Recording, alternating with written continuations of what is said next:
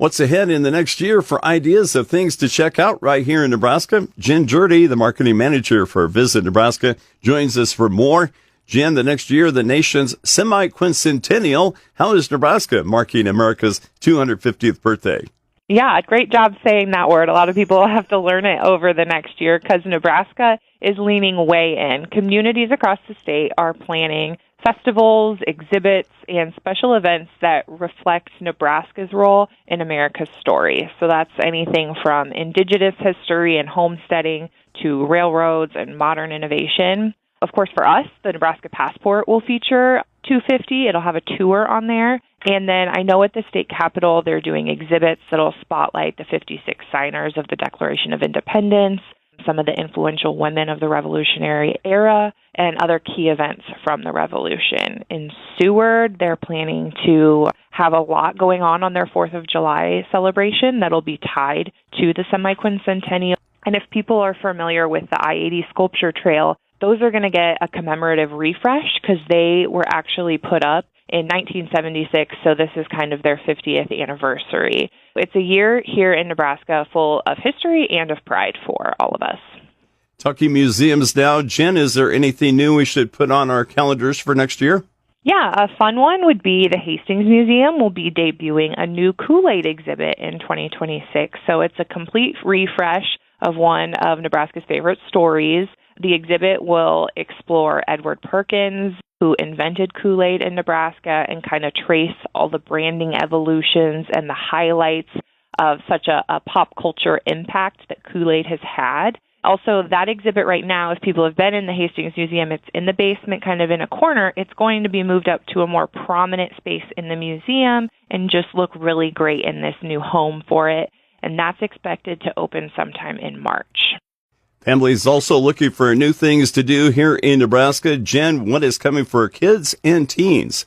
I'm really excited about this one, Epic in Grand Island. So it's set to open in spring of 2026 as well, and it's designed to be a next-generation youth and children's discovery center. It will include hands-on learning areas, interactive play zones, and even a dedicated teen space that will allow teens to gather, take classes, and even do some podcasting and fun stuff like that. It is going to be a major addition for Central Nebraska and a great reason for people to plan a trip to Grand Island. Talking with marketing manager Jenn of Visit Nebraska, learning how we can plan for exciting and fun things to do right here in Nebraska over the next year. Jenn, outdoor lovers are always asking, what's new in Nebraska state parks? What can you tell us from that perspective? Yeah, Game and Parks is always working on something new. I know Chadron State Park will be entering the final phase of their major upgrades this coming year. That's going to include modern cabins, enhanced hiking and biking trails, and just more updated visitor amenities. And then also nearby at Fort Robinson State Park, they are adding a new family-friendly water park that's hopefully going to be open by next summer. And it will complement all the other great things you can do at Fort Robinson right now, like horseback riding and Jeep tours, historic sites. Really a great extended stay trip up to the Pine Ridge for people, especially when you add in that new water park, because what kid doesn't love a water park?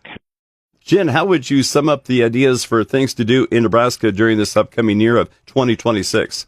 Yeah, it's just going to be a big year that blends a lot of what we do best in Nebraska. So history, Fort Robinson, a lot of new cultural places, outdoor family fun, and just community pride. Whether somebody's a lifelong Nebraskan or like this is a first trip for them, there's going to be something new for them to discover all across the state. And of course, for people who are planning those trips, we do have a new travel guide out at Visit Nebraska. It will help people in their planning all along the way. And people can order that by heading to visitnebraska.com. Thanks, Jenn, and Happy New Year to you. Happy New Year to you as well. That's Jenn Gjerde, marketing manager for Visit Nebraska, sharing just a few ideas of what you could do in the next year right here in Nebraska. For more, anytime, you can check out their website, visitnebraska.com. Again, that website, visitnebraska.com. I'm Paul Perkins on the Rural Radio Network.